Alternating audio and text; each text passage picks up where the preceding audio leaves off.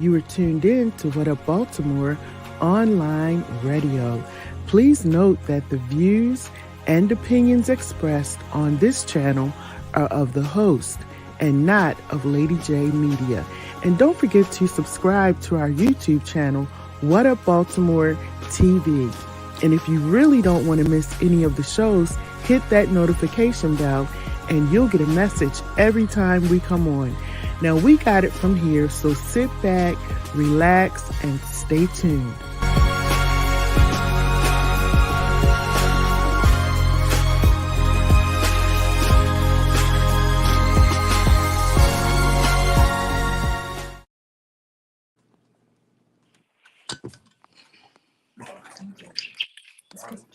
Good evening, everyone. My name is Dr. Lady J, and I just want to thank you all for coming on tonight. We're going to talk to two of the candidates that are running for mayor.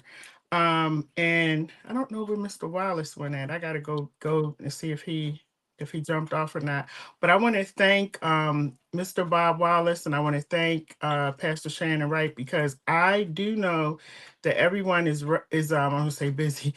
Everyone is busy, and I know that you all have a lot going on. So I just want to thank you for coming on tonight. And so we're going to just run through. We have some people who are going to be coming on, like people from the community who will be coming on to ask questions.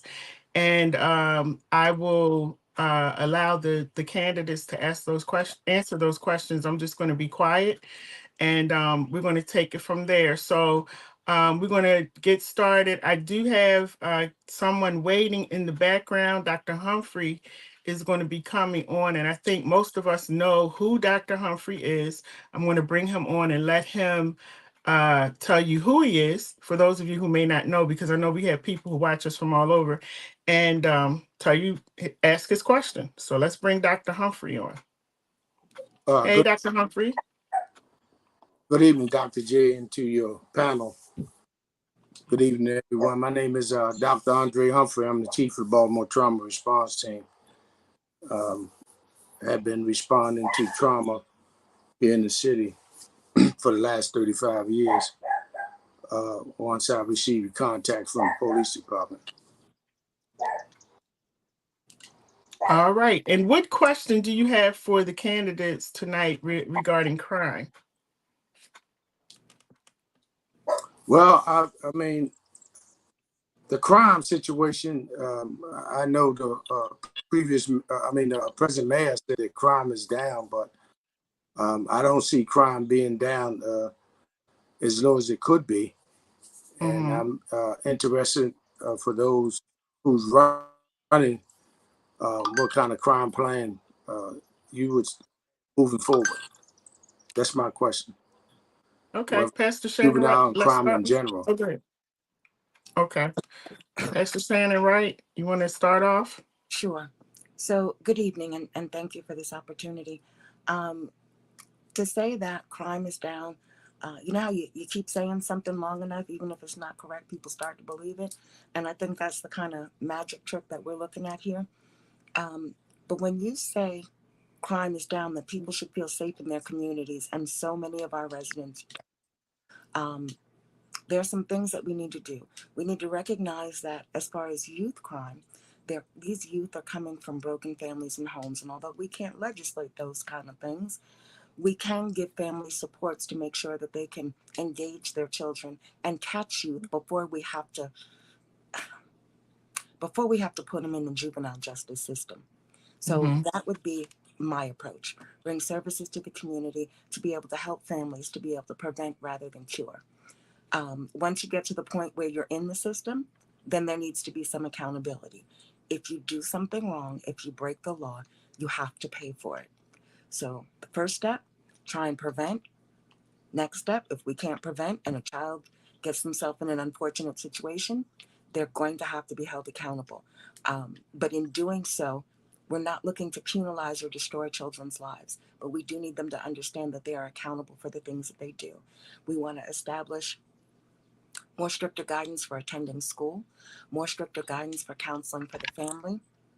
We want to be able to do the things that are necessary to be able to repair the damage that's already been done. We have problems in our city with squeegee kids and with youth that are just not engaged. As grown folk, we need to look at why they're not engaged and fix those root problems so that we can bring the crime numbers down, because we've got children that are in a positive environment, that are in a place where they're growing, they're engaged, they're challenged, and they're moving forward. All right. Thank you, Mr. Wallace. Yes, ma'am. Thank you for the opportunity to share with your audience. So my plan entails a total restructuring of how we apply. If you go to wallaceforbaltimore.com, you will see you will see something called the Village Plan, and the Village Plan is will be an attempt to organize the city into what I call villages, which will allow us to specialize the crime fighting strategies to meet that particular village or that particular area of the city. I think what we have tried to do in the past is the assumption that one size fits all, and it does not. And so the idea would be to specialize these public safety programs based upon the unique needs of that village. For example, a crime plan, for example, for Roland Park would not work for Harlem Park, right? A crime plan for Federal Hill is probably not going to work in Cherry Hill. So we need to have the plans designed for the specifics of those areas. Now there are 4 areas of my crime plan that will be a part of every village, right? One is prevention, right? How do we prevent crimes? The best way to fight crime is to prevent it. There are 3 kinds of crimes that we're going to deal with, right? You have crimes of conflict, right, where you have young men fighting over, sneakers or feeling disrespected, and not able to handle conflict and how to de-escalate that. We're gonna work with the university systems to focus on that. Then we have crimes of addiction, where people have addictions. My mother was a recovering alcoholic, so I know about addiction. And some of my homeboys in Cherry Hill were heroin addicts. I know about addiction. So we're working with the medical institutions so we can alleviate that particular source of crime. But the biggest source of crime is crimes of need. And these crimes of need, these are economic crimes. These are crimes that people commit because they're trying to make a dollar to take care of their families.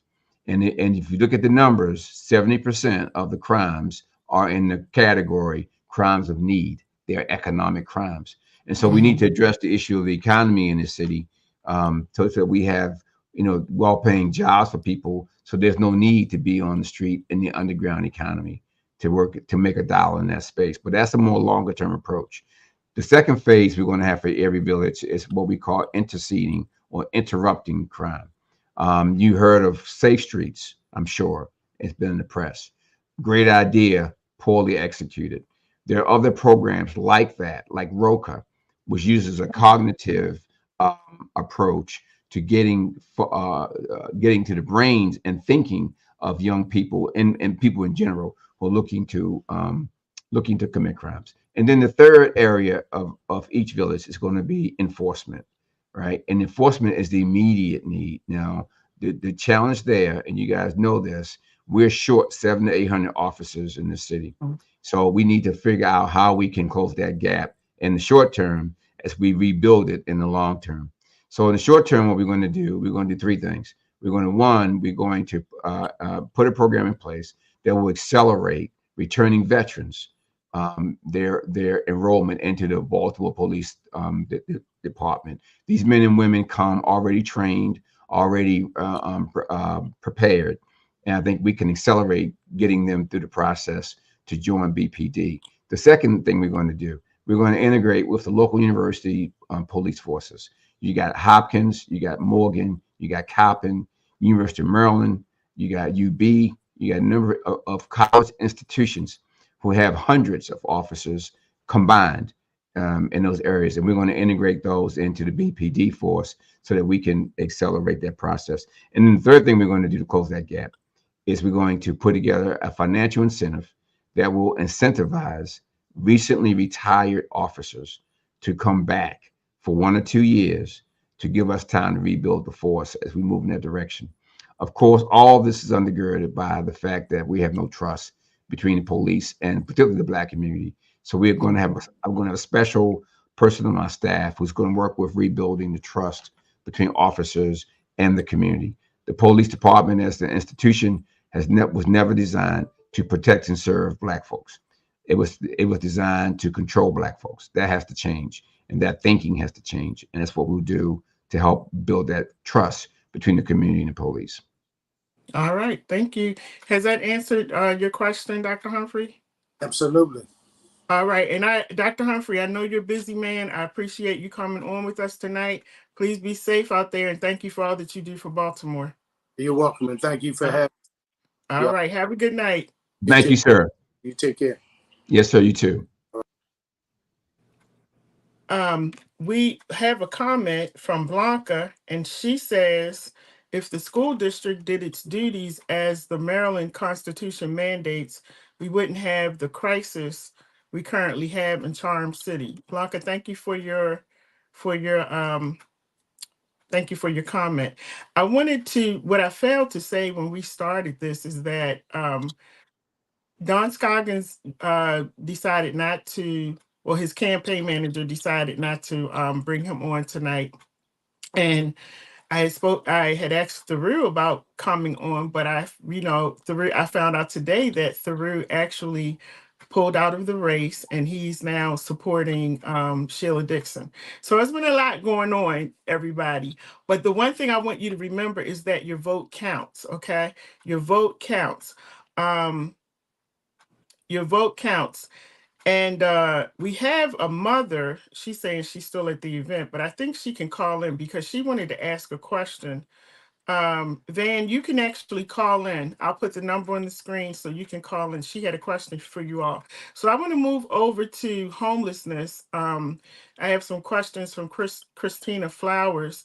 I think both of you probably know her. She's an advocate for the homeless population.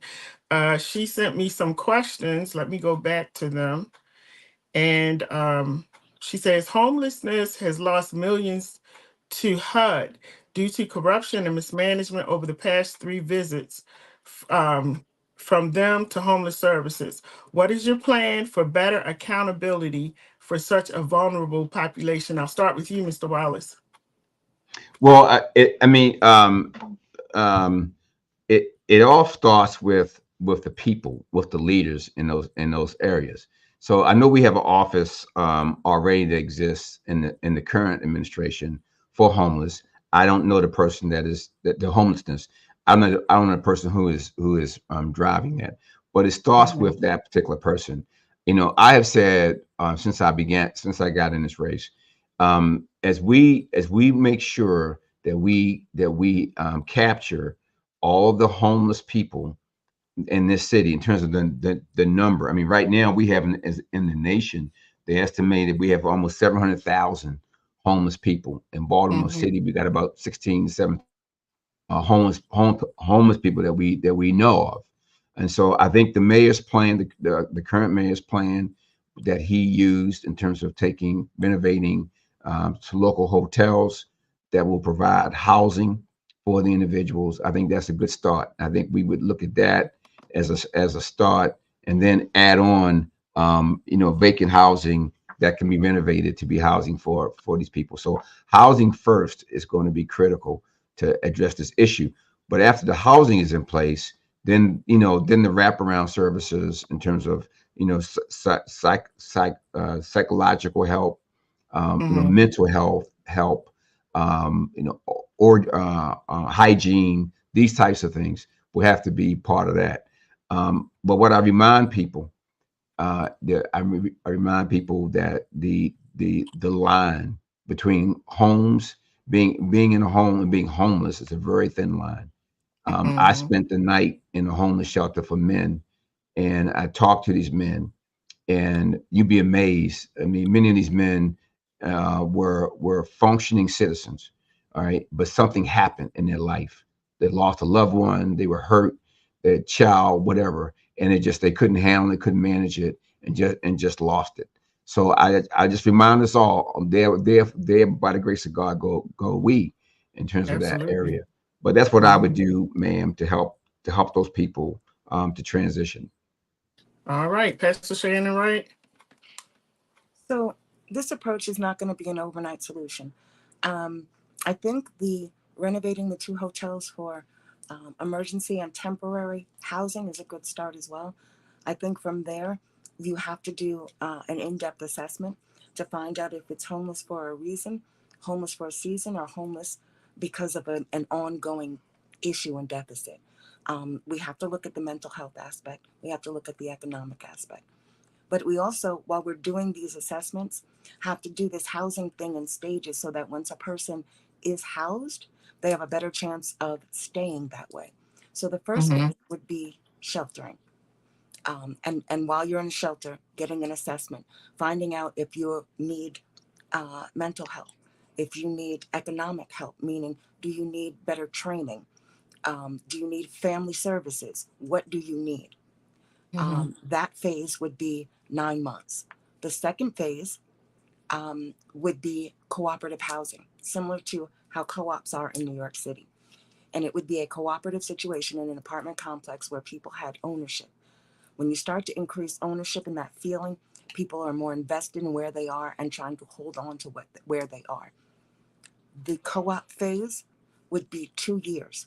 During that time, people would be getting educational assistance, financial resources and understanding, family services, getting all the things in place to help people be able to function and be a thriving part of their community and their neighborhood.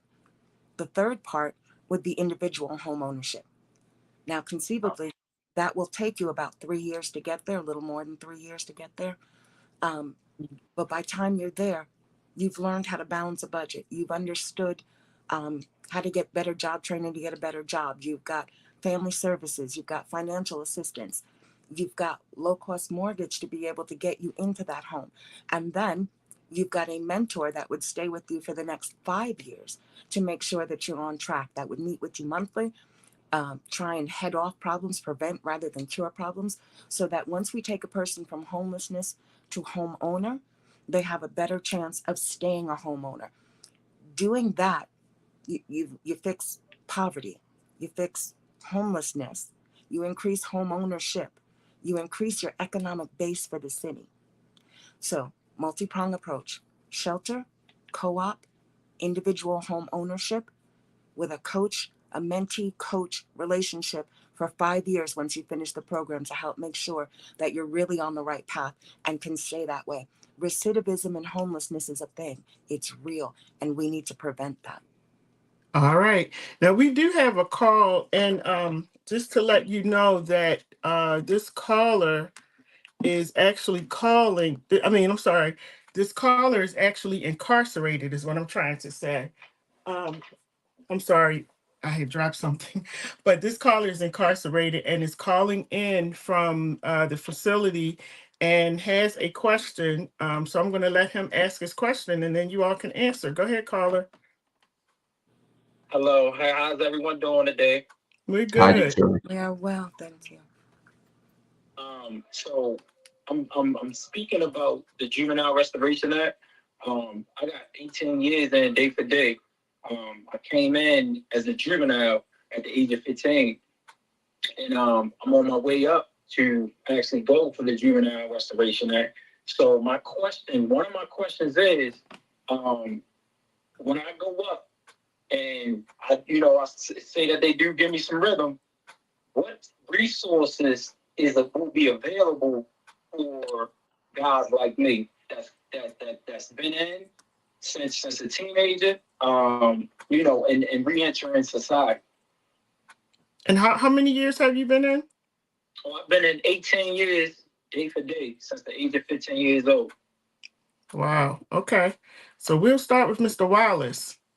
So I'm not sure what the question is. Is it what resources the He's city of Baltimore? asking, yes, Go ahead. he's asking like when he comes home to Baltimore, because he's up for this Juvenile Restoration Act, they have to do at least 25 years to be considered for coming out. He wants to know when he comes out, because he's been in since he was 17.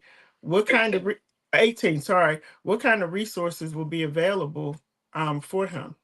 So there are public resources that I believe that the city currently has in MOED, Mayor's Office of Employment Development, but then there are private entities that also focus on providing jobs and training for returning citizens. So those things exist today. I just had a meeting today, sir, with the Build organization, and I'm working with them to help them marshal their resources to target young people like yourself that are returning and helping them to transition, back into jobs and into society. I can tell you on a personal level, I'm an owner of a couple of businesses, and we have a policy in my companies to make opportunities available for returning citizens, and we've done that for the last 30 years. So between what is available in the city government, what is available, sir, to you in the nonprofit world, like in Build and ROCA and other organizations, and the private sector, like what I'm in now, I think there are resources to assist young. I keep saying young people, but people in general who are returning citizens. All right, Pastor Wright. So our approach would be a little bit different. In my administration, we're going to do a couple of things. We're going to streamline all of the resources that are in the community and make sure that we're operating a regular train the trainer kind of approach with them so that they're on the same page with best practices for returning citizens. On the state's attorney side, we're going to look at who's going to be up and eligible to come home soon. Within 6 months of when the expected return home date is, we're going to start doing in-depth assessments internally. We're going to find out what your mental state is, what drove you to do whatever you did that got you there, what kind of family support you have on the outside, what your educational level is, what you've been able to accomplish while you're there, so that before you even come out, there is a plan specific to you, to your needs, to where you are. That's the first part. We will then connect you with the organizations because we're going to streamline them under one umbrella so that whatever you've been assessed to need assistance with, you will be paired with someone from those organizations to provide those specific services for you. Again, those introductions and that connection will be made before even getting out. We will establish a halfway program so that you are in a place that is stable for you to be able to get your own self stable. You'll have the opportunity to stay there for 18 months. You will be required to meet with a counselor on a regular basis to make sure that you're meeting whatever your plan was. And again, this will be an individual plan set out from day one. Now, the reason we're going to take all of these steps and do all of these things is one of the parts that really adds to the out of control crime in Baltimore City is recidivism. So we're going to make sure that whatever got you hemmed up in the first place, we alleviate that, we fix that problem, we get to the root of it so that you become one and done in terms of your visits in the criminal justice system, to make sure you have the resources and the structure so that when you come out, you stay out. All right. Did you have any more questions for them before you go? You still there? Oh, he might be gone.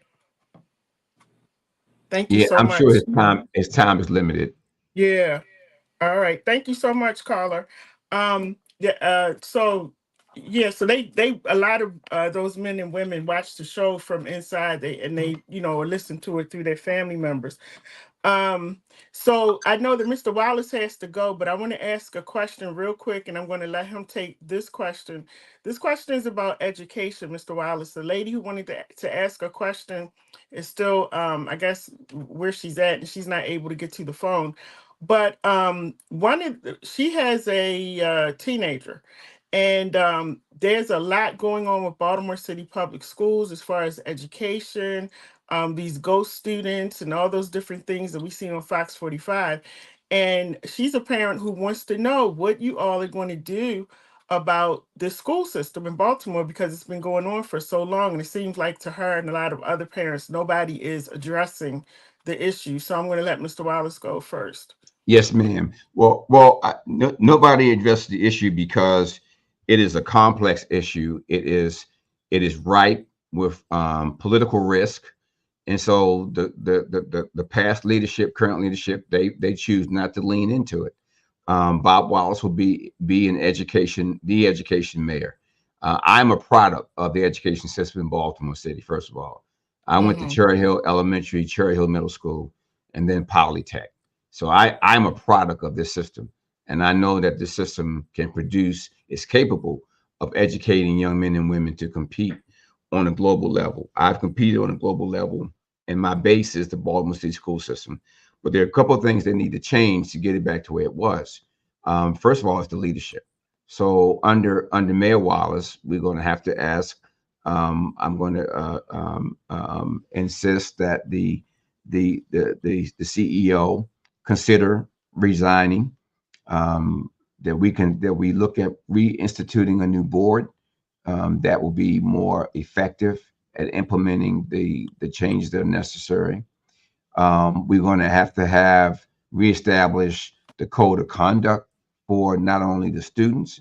There is one, but it hasn't been enforced. We're going to enforce that, and we're going to enforce a code, create a code of conduct for parents, so that the parents understand what their role is in this.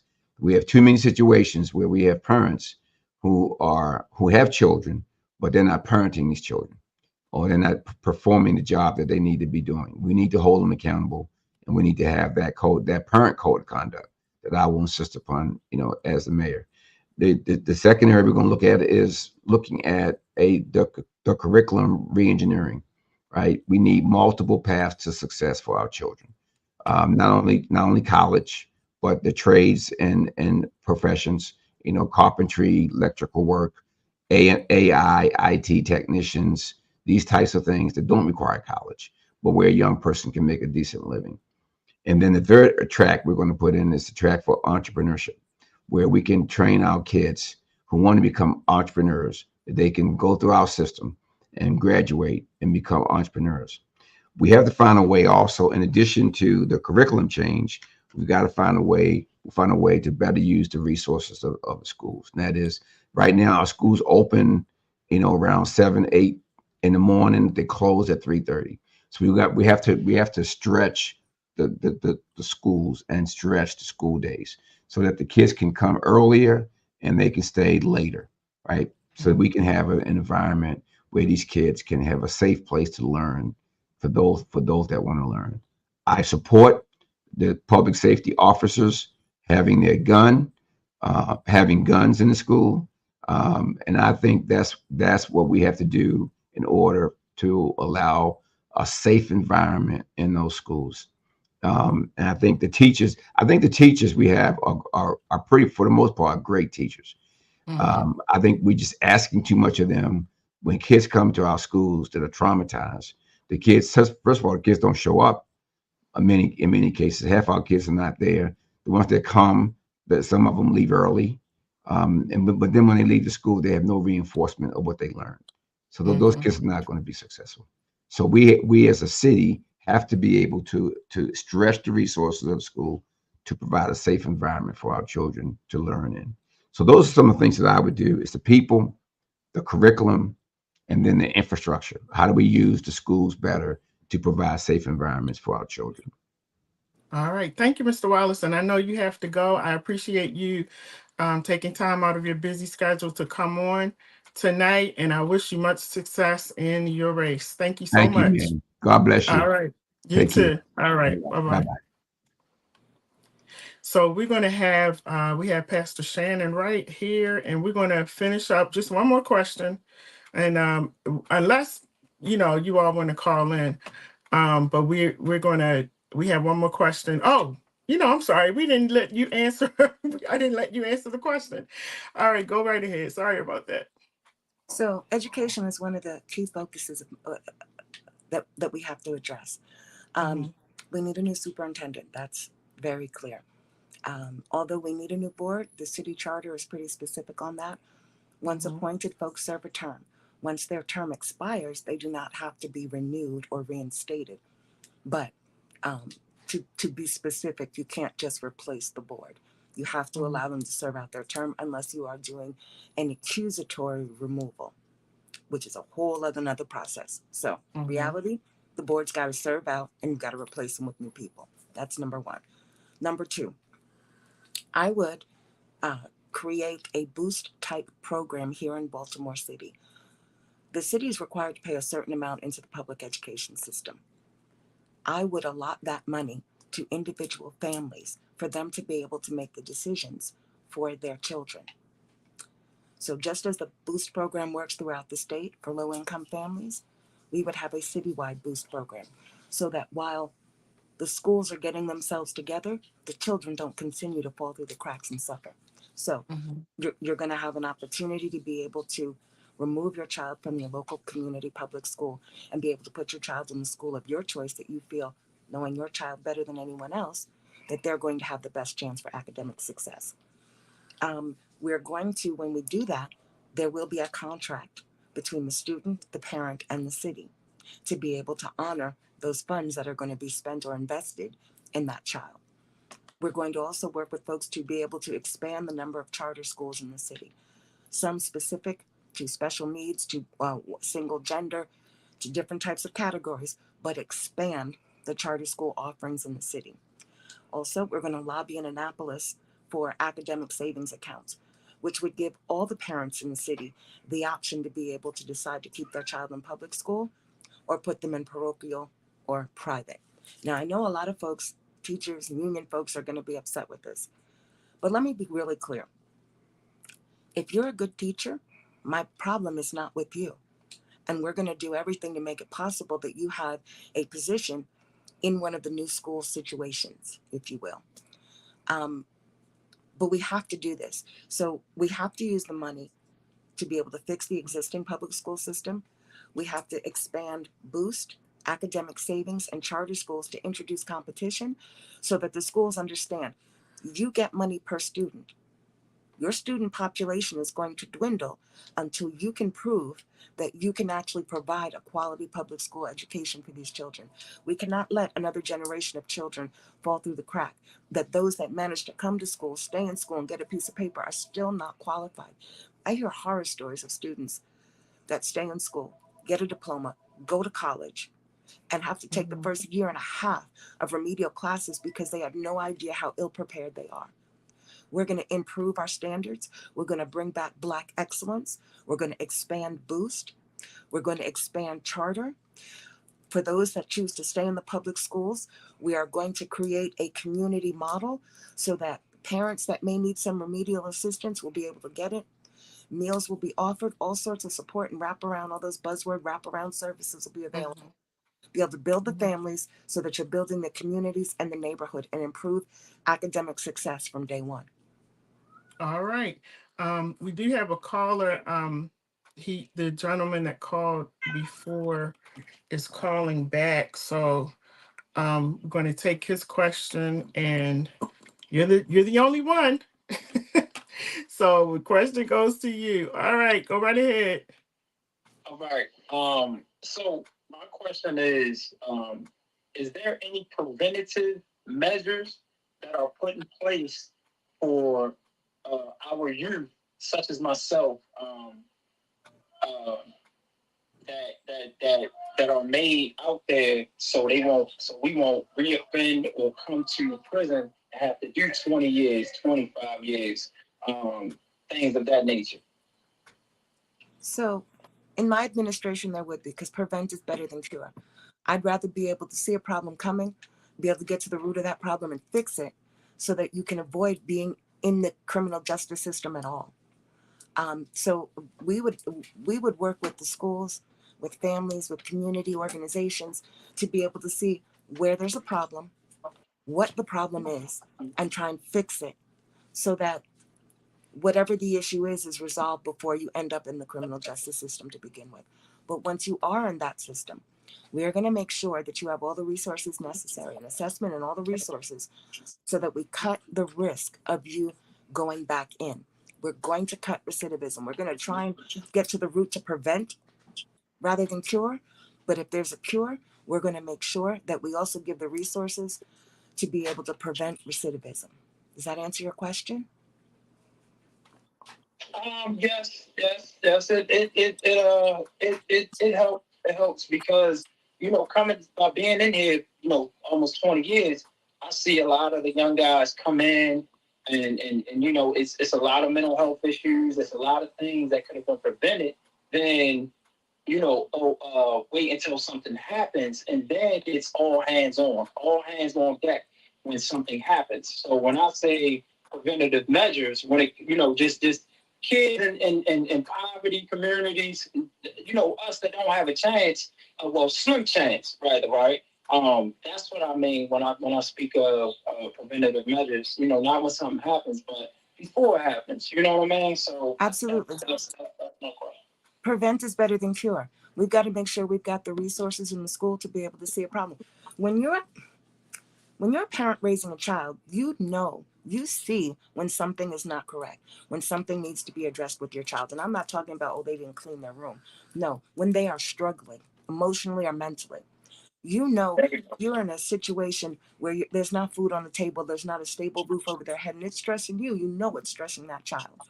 So the goal is to be able to see that, assess that, and to fix that before that child becomes a part of the system. Wow, that's powerful. And for those of you who may have just tuned in, this is Monty. He's calling. He's actually incarcerated and been incarcerated since he was 18. And so he's calling in, and I really appreciate him calling in with his question. Did you have any more questions for Pastor Shannon, Wright? Okay, so I have one last one. So which I think she pretty much answers it. But do you think? Do you agree that inmates should be able to come back home earlier to their families?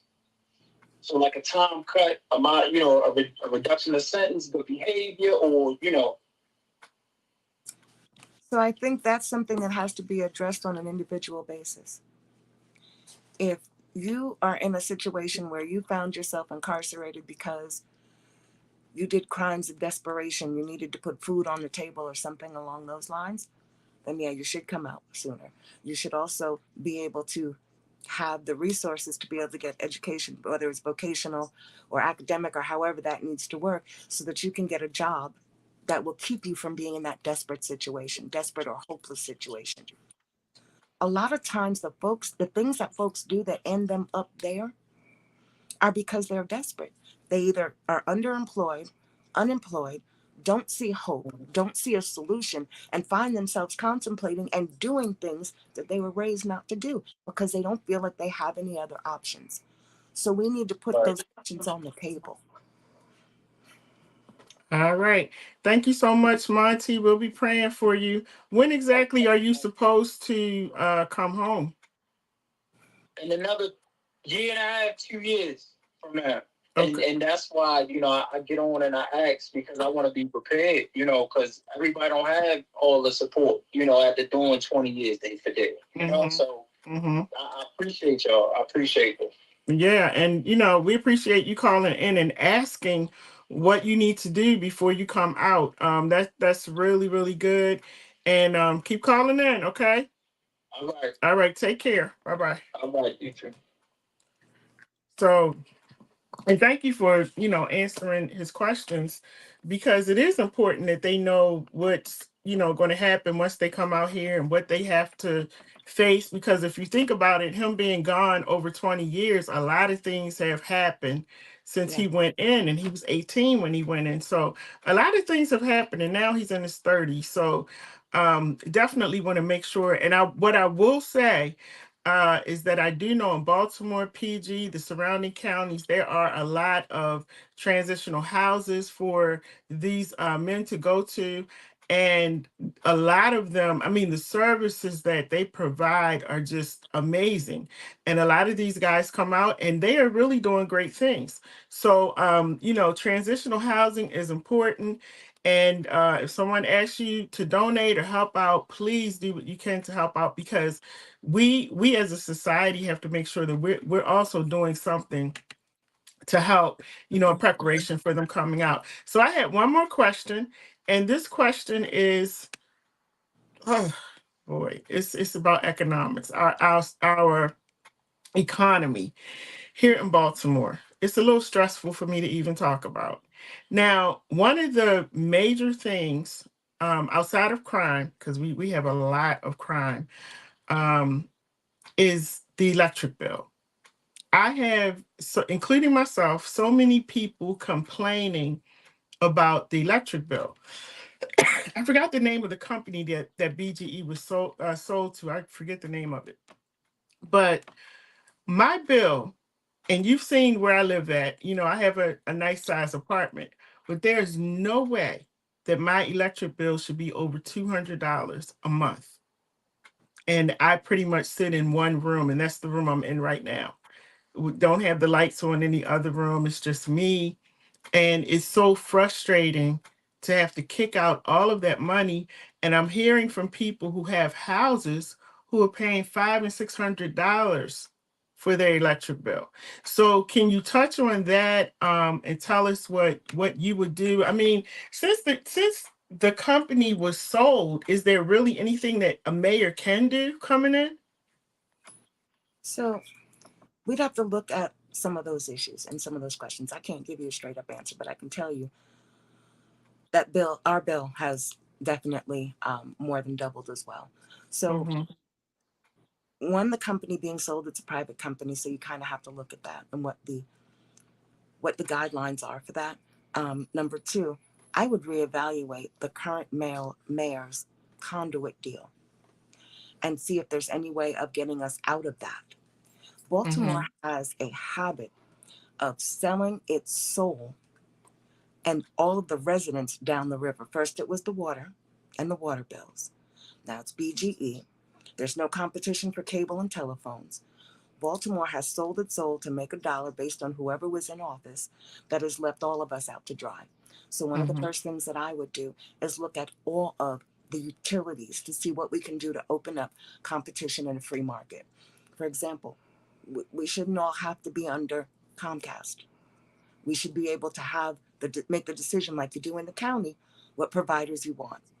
The same thing with BG&E. I'm going to look at that conduit deal. I'm going to see if there's a way to get us out of it, because it's amazing to me how before that our bills were one level, and after that, Right.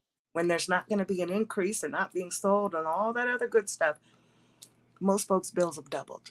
So Yeah. Yeah. that math doesn't math. So I'm going to look Mm-hmm. at the conduit deal. I'm going to open up free market competition for cable, for all of these services, and we're also going to reevaluate and examine water bills. Folks in this city have been paying too much and getting too little. And one of the first things that I'm going to do, once elected, is go to each agency head and encourage and invite them to submit their resignation and then an application for a rehire, and explain Mm-hmm. why they should be rehired. Mm-hmm. We got too many administrations, too many agencies that are just going along to get along, and the folks here in the city are losing out. So we want to see what the problem is, where the problem is, and try and get the best possible services for folks. We want to make sure that trash is picked up, that recycling is picked up regular, not a day or so later after it's supposed to be, but on Mm-hmm. time. Mm-hmm. Because if you're a renter, you got to pay your rent on time. If you're a homeowner, you got to pay your mortgage on time. So we need our services to be provided on time. So we're going to make sure we're getting the best possible bang for our buck in terms of garbage pickup and recycling. Because see, when you talk about crime, okay, some people may say that's a leap, but no, it's not. When you're walking through a neighborhood, there's trash all over the place. You don't feel as good about that neighborhood. We need to make sure that one, we're clean. We are a city that is clean. One, it looks better. Two, it's more inviting. And three, in the communities and the neighborhoods that are not clean, that are constantly left behind in garbage and recycling, you have a rodent problem. That Mm-hmm. rodent problem causes respiratory problems. There's a Right. whole host of things other than just making sure your streets are clean for the sake of being clean. So we're going to do those things. We're going to make sure the streets are clean, that the recycling is picked up. We're going to look into the water bills. We're going to try and undo the BGE conduit situation and contract. We're going to look at opening up competition in terms of cable and telephone. We want to make sure that we're actually getting a return on our investment as individuals, not just taking, y'all, this get me upset, but not just taking whomever is in office and got a good contributions word that this is what we need to be doing. That's not how this is supposed to work. It only works like that here. And in my administration, we're going to change that. We want to make Baltimore City that city on the hill, that beacon, that we are a mostly Black city with mostly Black leaders.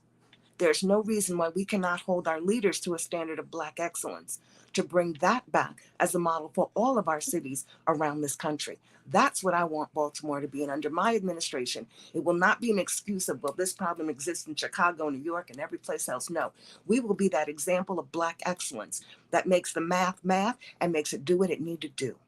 No more. All right. Now let me ask you this, because we're done with the questions. So it's just you and I having a conversation. Okay.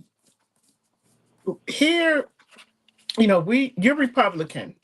For those of you who came on late, we had Mr. Bob Wallace on. He had another engagement that he had to go to. So, but I thank him for coming on and answering most of the questions. And he is an independent.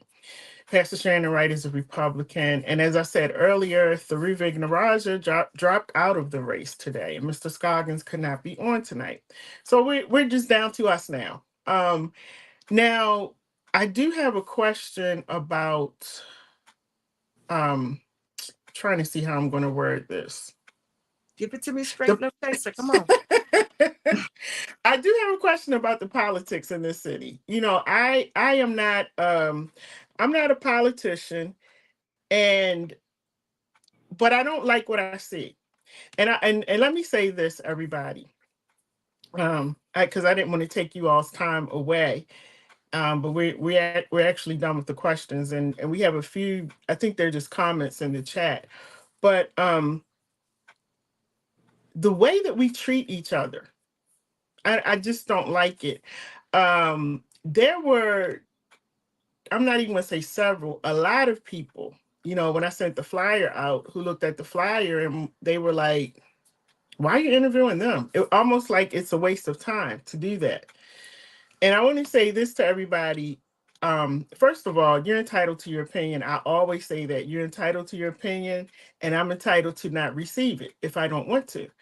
And so I wanted to speak on that because just as you are entitled to your opinion, the candidates, just because you don't see them a lot, you do see Pastor Wright and Mr. Wallace on TV a lot, but just because you don't see people, that are running, whether it's the mayoral candidate, city council, whatever, just because you don't see them on the camera doesn't mean that they shouldn't have the opportunity to come and say their piece and ask questions.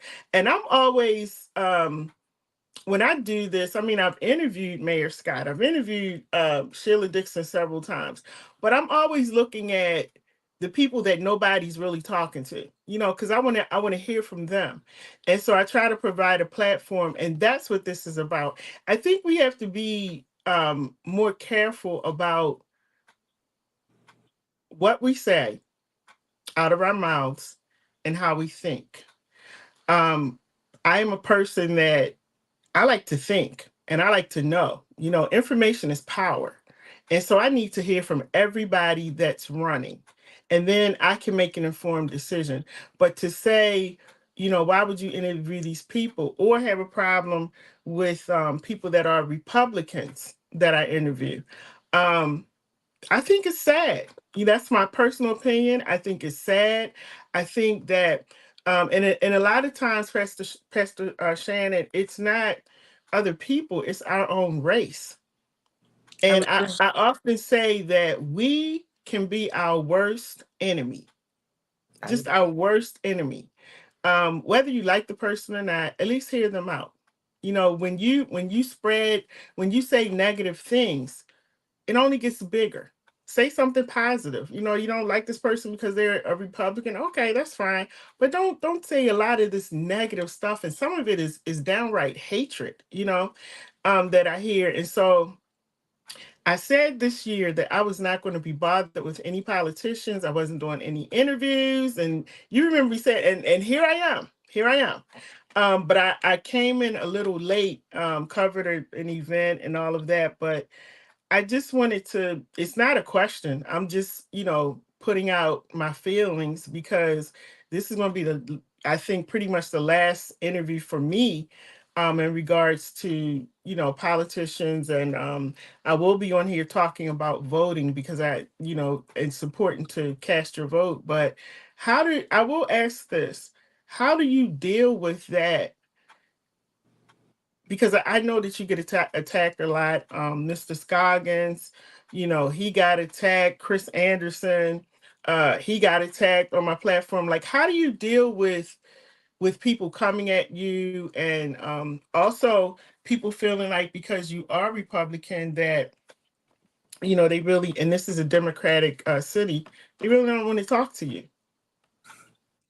Well, that question, that's a loaded question. There's a lot of parts to that Mhm. one. It is. Um, so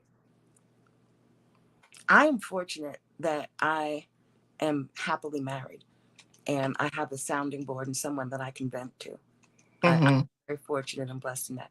Now, I have to be careful because he and I are best friends. So if I am too upset, he's going to want to engage. Hmm.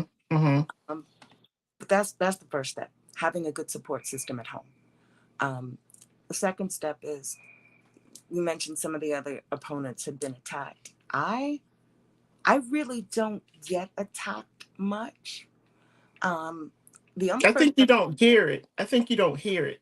When I do these flyers, oh, you get attacked when I do these flyers, and other but people that that I may put on, they get attacked. But I think people pretty much know that I mean, it's your opinion. You can say whatever you want. The flyers are still going to go up. You so know. what I mean by that is, in the past, I had gotten attacked verbally and physically to my face. Mm, wow. In this election cycle, um, it has only been my opponent that has come at me to my face. Now, Mm-hmm. whatever, I'm gonna be real clear on this one. Y'all need to hear me.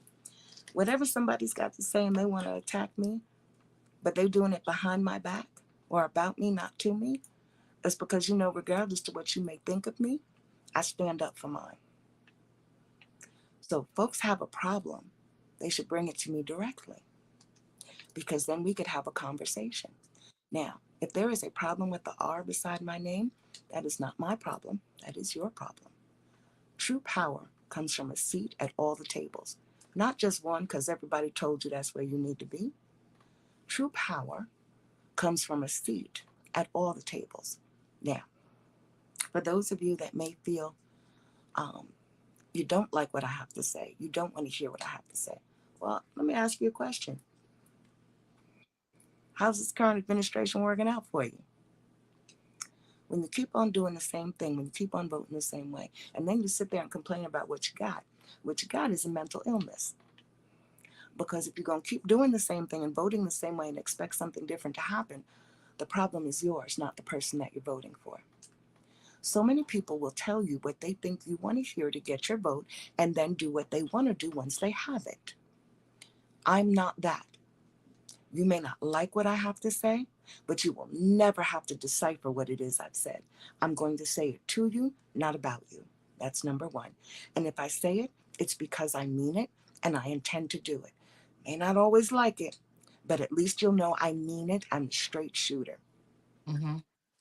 Now, I wish Mr. Wallace was on here because I wanted to ask him the same exact question because was he Democrat and then he became He was, independent? he was, from what I understand, he for the longest time was a Republican. Republican, right, right, right. Got it, He got it. ran last time as an independent Mm-hmm. and has now moved all the way over and is running as a Democrat. Okay. So yeah, and there were, people talking about that. And again, everybody, we can ask questions, you're entitled to your opinion, but I think it's how we word things and how we say it. Because at the end of the day, Mr. Scoggins, Pastor Shannon Wright, uh, um, Mr. Wallace. These are people. These are human beings. And sometimes, people just do too much. You do too much. And so I was just thinking about it today because I had people asking me like I said, as if like, why are you wasting your time? I don't think it's a waste of time when I see all of the individuals that I named. I actually know that they've been working, trying to um, run for mayor. I mean, you can't just run and sit home and play with your fingers. So all of them have been doing something. I've actually been around Mr. Wallace, and I don't think, yeah, I have met Mr. Scoggins in person. He's been at several events. I know Pastor Shannon has been out. I actually was at an event with her, so I know that they're all doing the same thing as the ones that we see on the camera all the time. And then some people were saying, well, we already know who's going to win. We already know who the front runners are. It doesn't make a difference. It doesn't make a difference. You run your race until the race is over. And that's just what it is. And so I just wanted to clear that up because I was really bothered by that. Like I guess I'm expecting adults to act like adults, and so when I hear them saying certain things about, especially if I invite people to my show, like, I'm not inviting you because I don't have anything to do. I'm inviting you because I think that you have something to say. Were there other people that I could have invited? Yes, but I chose not to. I invite people when I feel like they really have something to say, and it's something that's going to benefit the people who are listening and watching. I mean, we got a young man calling from prison. So I have to make sure that I put people on the screen with some level of intelligence, and they're doing something. So it's not like these people aren't doing anything. They're all working hard. Whether they win or not, they still have a right to be heard. I just needed this to clear my soul and say that today. I'm not going to say all that I want to say, but I just needed to clear my soul because I'm just so tired of these politics. I'm just tired, and I could never do what you all do, being a politician, the name calling, the all of that, because once you call me a name, we're done. You're never going to talk to me again. You won't see me again. I'm not crossing hands. I'm not joining over with you. We are done. And so I could never ever be a So, politician. I'm staying in my lane. so I never intended politics was not. I didn't even like to watch the news. Politics Mm, was never something I intended to get involved in. I thought it was a dirty business. I really couldn't be mm-hmm, bothered. Then I was raising children, and they were going to schools that things were happening in those schools that I did not mm-hmm. think should be happening in those schools. Right. So I found myself attending Board of Education meetings and asking them, well, why come y'all doing it like this? Mm-hmm, Why is this? Well, if you don't like the answers you get, take it to City Hall. Okay. mm-hmm, mm-hmm, So then I started going to City Council meetings. And folks got tired of seeing me. And I said, okay, you tired of seeing me, but then you need to fix some things.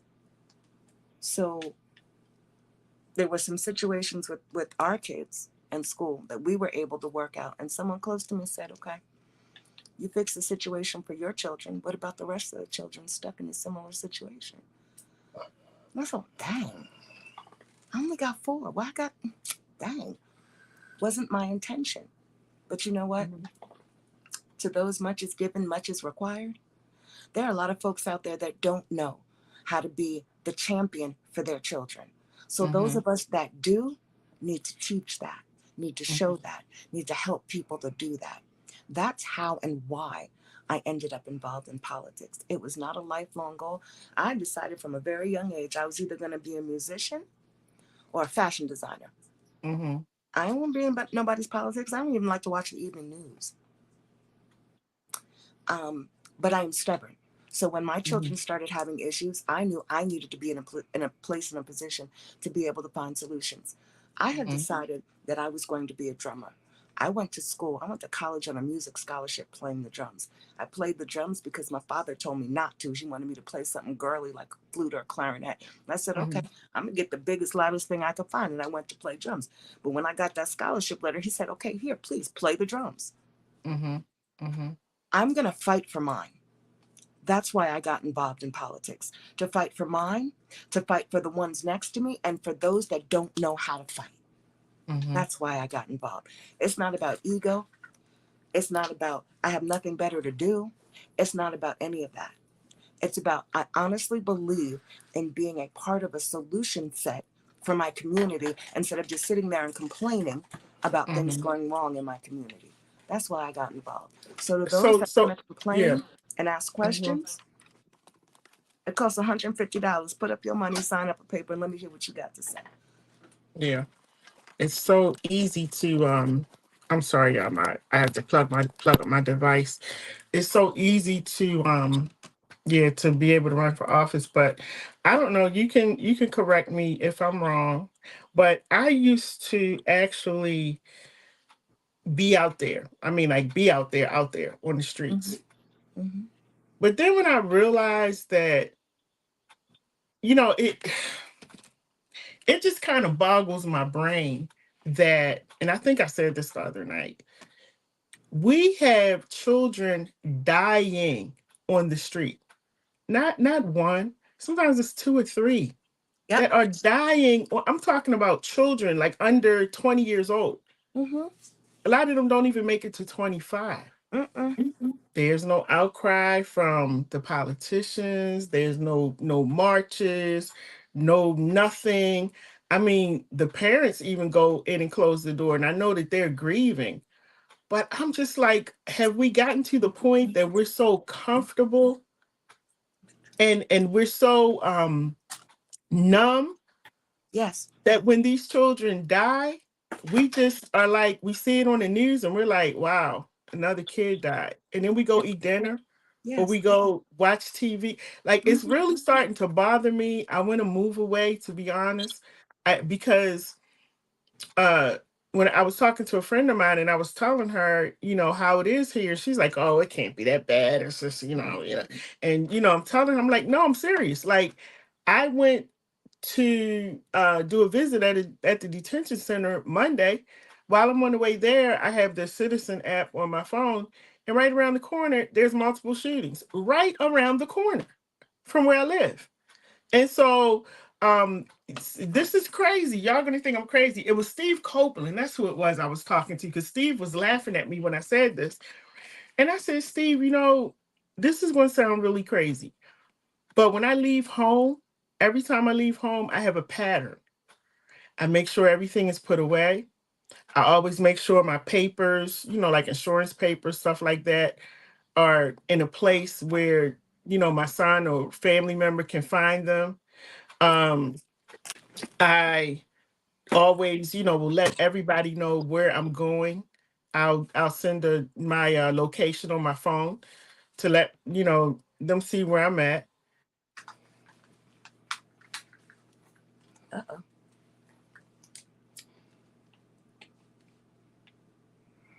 Okay. I guess we lost Lady J for a minute. Can you still hear me? Yep. You're back. Okay, I can't hear you for some reason. I don't know. I'm not sure what happened. Let me turn this off. Let me go out and come back in. Let me do this.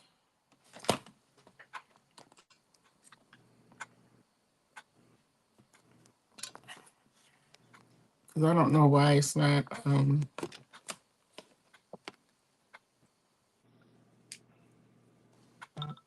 Can you hear me now? I can. You can hear Yes. me. I don't know why I can't hear you. Maybe it's me. Let me see something, y'all. I think I might have to go out and come back in. Let me do that. Let's see what happens. Um, because I'm not sure what's going on with my phone. Give me 1 second.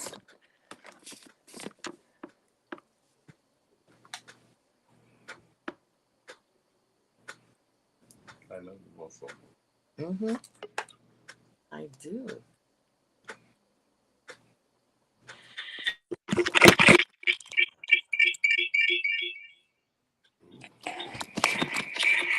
Okay, y'all. Okay, I'm y'all. so I'm so sorry. sorry. I I think think my my hold on one second.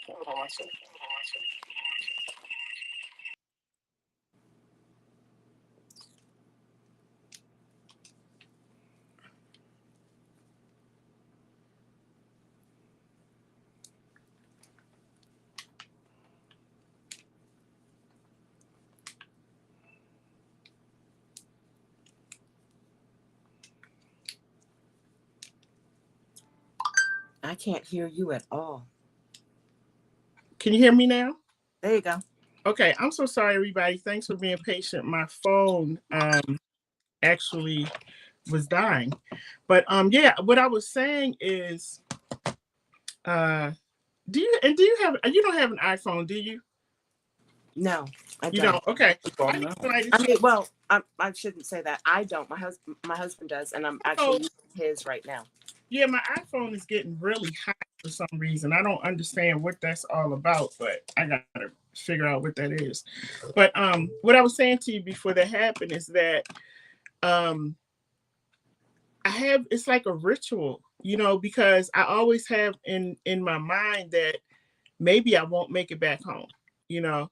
So I have everything in place. So if somebody comes here and they need to, get my belongings together, that um if they're coming and they're coming to get my belongings together, at least they will know that okay, here's her stuff. Because I have this feeling like I don't want anybody to have to come in and look for anything. And I was telling Steve and I were talking about that the other day, and I said it's a shame, but that's how I think because it's almost like your days are numbered here. And that's how I feel when I go out. I don't know if that's crazy or not, but that's what I do every time I leave. That's part of the trauma when That's you're what in he an said. area, in a neighborhood where Yeah. there's constant violence, when there's hmm shootings, when there are all these things going on. That Right. becomes a part of your trauma. Right. Right. Right. Yeah.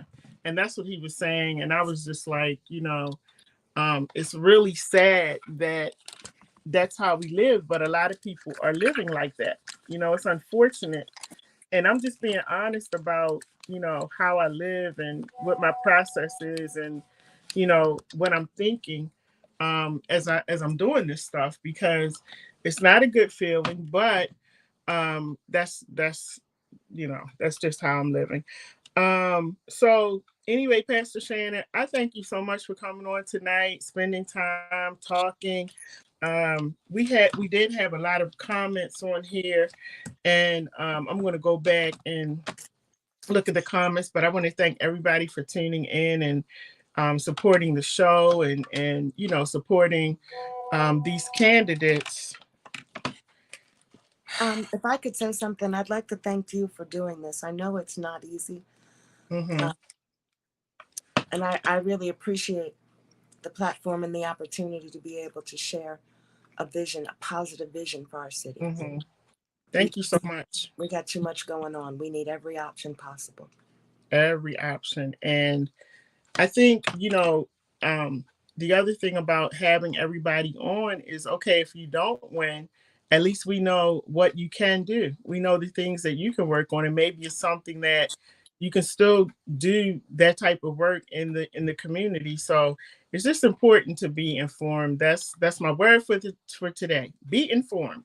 I So everybody, thank you so much for joining me tonight. I want to say thank you to Mr. Bob Wallace, to Pastor Shannon Wright. But I do want to say thank you to Mr. Scoggins because he was supposed to come on and he didn't. But we still want to thank him for wanting to participate. And Mr. Saru Vignaraja has pulled out. So, but I do want to thank Saru for what he brought to the race as well. So y'all have a good night. Make sure you check every single person out to see what they can offer to the city of Baltimore. All right. My name is Dr. LadyJ. This is What Up Baltimore. And you were watching the mayoral forum or the mayoral debate, whatever you want to call it. Make sure you tune in tomorrow night. Let me look on the calendar. Okay. So tomorrow night, we're going to be talking about something. But I'll let you know. You'll see a flyer. But yeah, thank you so much. And you all have a great night. Make sure that you share the video. Okay, everybody, you all have been doing great with that. Please make sure you share the video. Make sure you hit the like button and share this to at least 3 people. Thank you so much, and God bless you.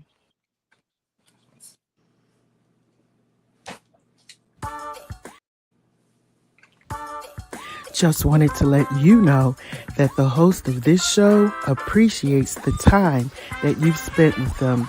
Now, don't forget to like, share, comment, and subscribe to our channel so you can keep up with everything that we're doing.